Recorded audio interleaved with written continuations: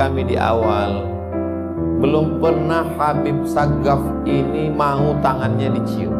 Saya heran, apa rahasianya? Dan selalu bicara, kalau ketemu dengan orang banyak, sayalah yang paling rendah di antara mereka. Dan itu beliau ulang-ulang. Cuman saya orangnya segan mau nanya. Saya kalau orang ngomong saya dengar. Apalagi zaman sekarang kita kalau mau nanya takut. Nanti kalau kita nanya, kamu bertanya-tanya.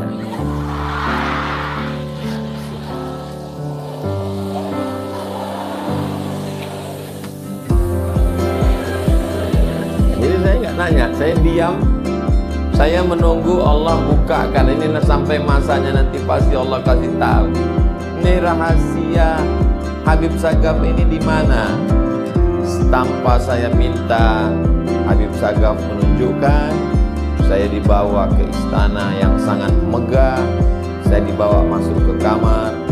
Saya dipertemukan dengan Syarifah Hubabah Khadijah. Ternyata inilah orang yang mendidik. Bismillahirrahmanirrahim. Assalamualaikum warahmatullahi wabarakatuh.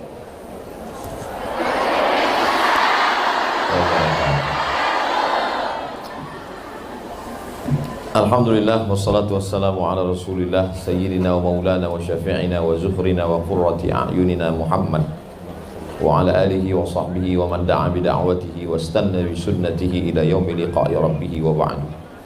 Sayyidi Al-Habib Hasan Baharun wa usulihi wa furu'ihi wa jami'i ahli baitin Nabi SAW at-tahirin at-tayyibin wa ala hadhihi niyyah wa kulli niyatin salihah. Al-Fatihah. A'udzu billahi minasyaitonir rajim. Bismillahirrahmanirrahim. Alhamdulillahi rabbil alamin arrahmanir rahim maliki yaumiddin iyyaka na'budu wa iyyaka nasta'in ihdinas siratal mustaqim siratal ladzina an'amta 'alaihim ghairil maghdubi 'alaihim waladdallin. Amin.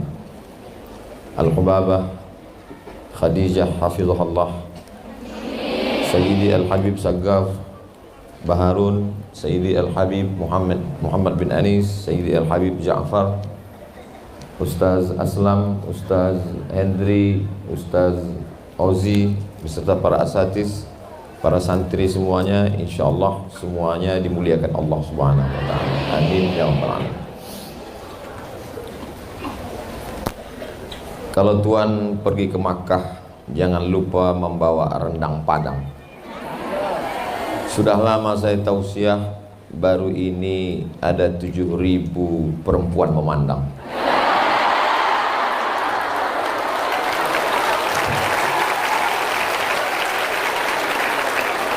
Ini bukan basa-basi, mohon maaf Habib Samih ini.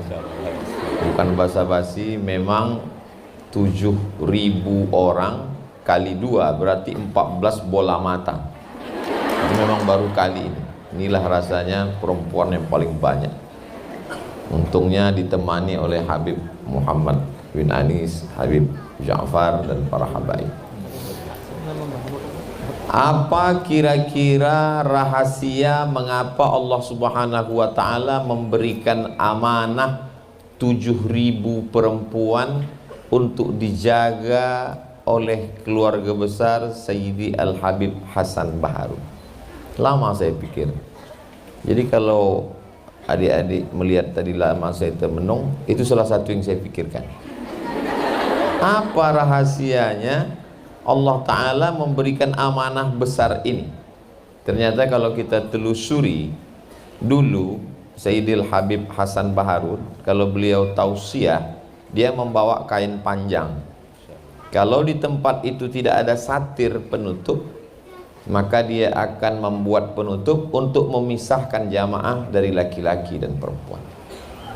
Sekarang banyak orang tidak peduli itu, mau laki-laki mau perempuan mau campur, karena majelis itu adalah majelis ilmu, majelis barakah, majelis yang akan diperlihatkan kepada Allah dan akan dibanggakan oleh Allah kepada para malaikat. Nazalat alaihimus sakinah, ghasyiyat bihimur rahmah, haffat bihimul malaikah, wa dzakarahumullahu fiman indah. Bagaimana mungkin majlis itu akan turun rahmat, dikelilingi malaikat, dibanggakan kalau menyatu ikhtilat laki-laki dan perempuan? Maka Sayyidil Habib membawa kain panjangnya, lalu dia pisahkan laki-laki dan perempuan. Ketika satu sunnah itu dihidupkan, maka hari ini Allah ingin menunjukkan, hai Abdul Somad, kalau kau jaga amanah ini, maka sebagaimana aku dulu melihat hambaku ini menjaga amanah, inilah bukti yang ditunjukkan Allah. 7.000 santri berada hari ini, bukti dari ketulusan keluarga besar ini. Mudah-mudahan Allah menjaga, memelihara. Hari ini orang selalu berpikir tidak lagi percaya kepada balasan Allah, tidak lagi ada keyakinan tentang yang gaib. Maka apa yang kita bahas hari ini menguatkan hati saya pribadi, bil khusus yang menyampaikan dan yang mendengar. Walaupun nampaknya saya tidak sedang menceramahi para habaib. Saya memuliakan para habaib. Habaib adalah guru-guru saya. Saya ingin dapat syafaat dari mereka ketika nanti menghadap Allah, menghadap Rasulullah. Saya juga tidak menceramahi adik-adik karena sudah penuh dengan bekal ilmu. Saya hanya ingin mencari-cari apa rahasia-rahasia yang tidak saya temukan kalau hanya saya melihat Habib Sagaf Baharun, hanya sekedar bertemu bertatap muka di kediaman Habib Novel di Solo, kami ketemu di Bekasi, tapi setelah datang kemari, maka ini adalah pelajaran yang ingin saya ambil. Bukan saya menggurui, tapi man salaka tariqan yaltamisu fihi ilman sahhalallahu lahu bihi tariqan ilal jannah. Yang saya dapatkan ini bukan dari kitab, yang saya temukan ini bukan dari talaqi kepada guru, tapi pelajaran dari hidup yang tidak terbatas oleh ruang kelas, batas waktu. Allah Subhanahu wa taala menunjukkan itu semua. Dan mudah-mudahan apa yang kita kaji malam ini didengar oleh saudara-saudara kita, karena mereka juga menonton channel Taklim Ustaz Segaf Baharun. Taklim Ustaz Segaf Baharun. Subscribe, like, share, and comment. Insyaallah. Poin yang pertama, kalau Allah melihat orang ini bisa menjalankan amanah, maka Allah akan berikan amanah itu. Ahasiban nasu ayyutsraku ayyaqulu amanna wa hum la yuftanun. Apakah mereka menyangka begitu mereka mengatakan kami beriman lalu tidak kami uji? Diuji Allah Subhanahu wa taala. Banyak orang yang sabar diuji dengan penyakit, banyak orang yang sabar ketika diuji dengan kegagalan.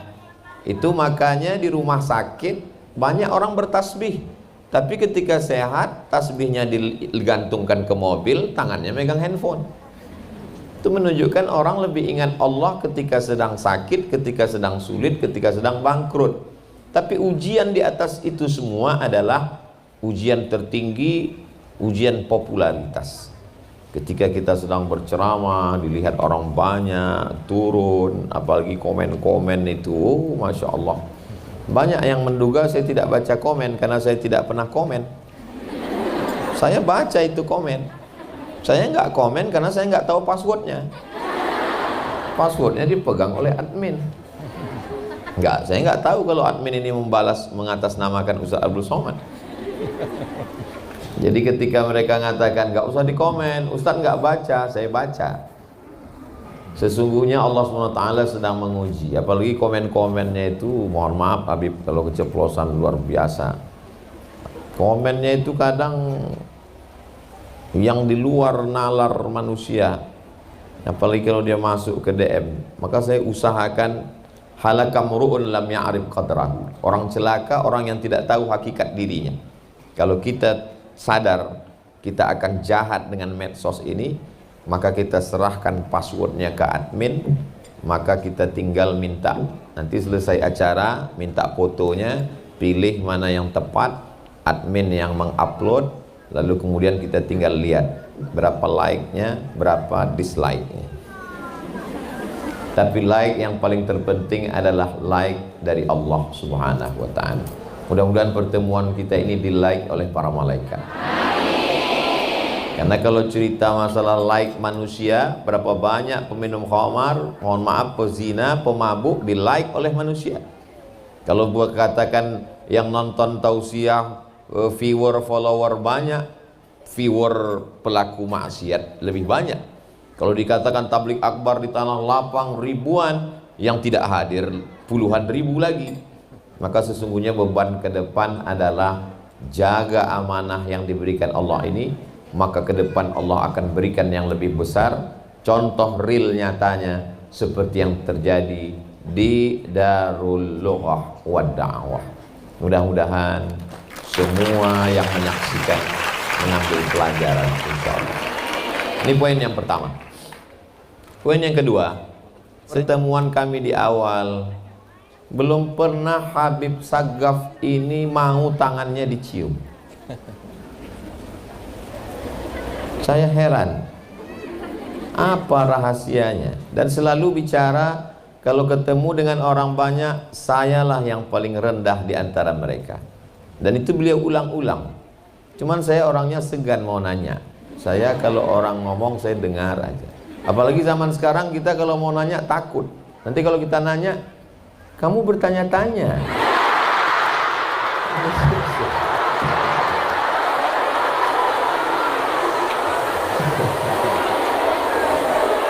Jadi saya nggak nanya, saya diam. Saya menunggu Allah bukakan. Ini sampai masanya nanti pasti Allah kasih tahu. Ini rahasia Habib Sagaf ini di mana? Tanpa saya minta, Habib Sagaf menunjukkan. Saya dibawa ke istana yang sangat megah. Saya dibawa masuk ke kamar. Saya dipertemukan dengan Syarifah Hubabah Khadijah. Ternyata inilah orang yang mendidik beliau. Dari mulai sholatnya sampai hari ini, sejak kecil, sejak masa awal akil balik, khatam Qur'annya, pendidikannya, doa-doanya, munajatnya. Oh, rahasianya di sini. Ternyata di balik pondok yang begini besar, di balik sosok seorang Habib, di balik karisma masyhurnya, di balik tawaduknya, ada seorang perempuan yang luar biasa mendoakan. Itulah mengapa adik-adik sekalian, kalau satu orang saja bisa menghadirkan begini, bayangkan kalau 7.000 ini seperti Syarifah Hubabah. Syarifah Hubabah Khadijah, saya yakin dan percaya kalau 7.000 ini punya anak 7, bayangkan 20 tahun akan datang berapa orang seperti Habib Sagaf Baharun yang akan lahir mencerahkan umat ini, insya Allah. Suara politik umat Islam hanya 30% survei. Lebih daripada itu kita tidak tahu kemana pergi suara itu. Ekonomi Islam sekarang hanya 7%. Jangan bangga dengan sensus mengatakan umat Islam 88-90%. Ekonominya hanya 7%. Yang lain kemana? Konvensional. Politiknya hanya 30%. Diperebutkan oleh banyak partai-partai. Yang ngaji di antara umat Islam ini, yang kenal dengan Habib, yang kenal dengan ulama, hanya 15%. Ustadz dapat data itu dari mana? Tadi ngobrol sama Habib. Jadi kalau mau memperbanyak angka ini ke depan, maka perbanyaklah ulama. Tapi ulama itu keluar dari mana?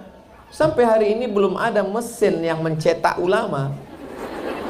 Belum ada pabriknya ulama ini. Pabrik mobil ada, tapi pabrik yang mengeluarkan ulama belum ada. Pabrik ulama itu, maka datangi ulama itu, lihat rumahnya, cari rahasianya.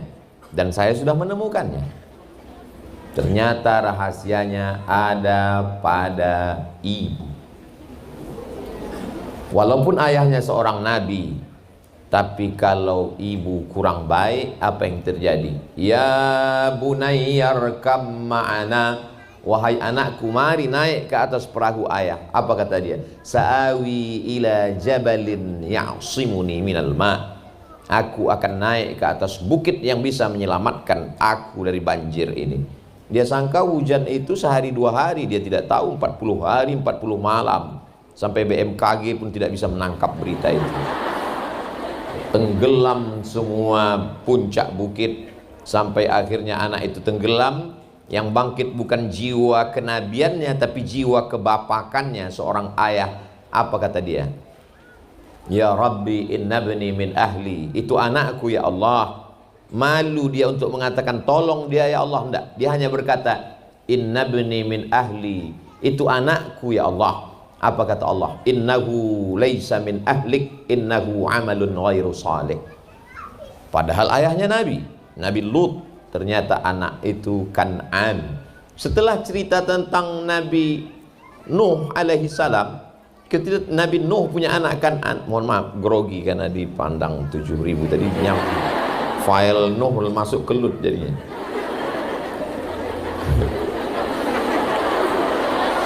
Nanti sebelum diupload diedit dulu, takutnya nanti ada komen di bawah grogi nih.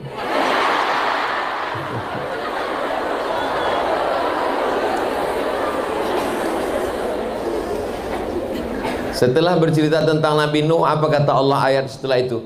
Wal baladut thayyibu yakhruju nabatuhu bi'izni rabbih walladzi khabutha la yakhruju illa nakida.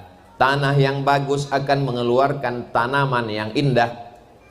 Tidak ada tanah yang lebih subur daripada tanah Indonesia. Gemah ripah, loh jenawi, tongkat dan batu jadi tanaman, untayan zamrud, katulistiwa. Indah. Tapi ketika kita pergi ke Maroko, dari perjalanan ibu kota Maroko, bahasa Arabnya ad-darul bayda, dar rumah, bayda putih. Tulis Latinnya Casablanca, tulisan Latinnya Casablanca.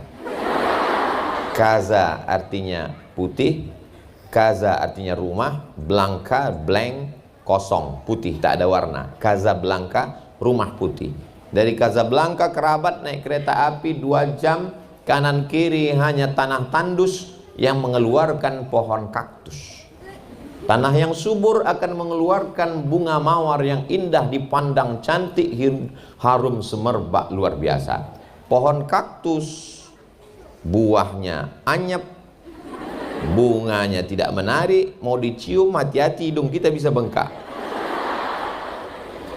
Walaupun benihnya bagus, tapi kalau ditanam di tanah yang tandus hanya akan mengeluarkan tanaman-tanaman yang rusak.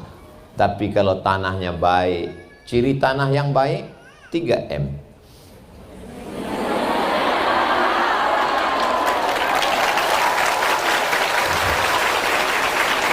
Masya Allah, tabarakallah. Begitulah Allah subhanahu wa ta'ala menceritakan bagaimana hebatnya. Maka diantara kalau mau memperbaiki bangsa ini adalah perbaiki ibunya. Kalau ibunya baik, insya Allah anak-anak menjadi baik. Makanya kenapa bisa lahir Al-Amin? Al-Amin hanya dilahirkan oleh Aminah.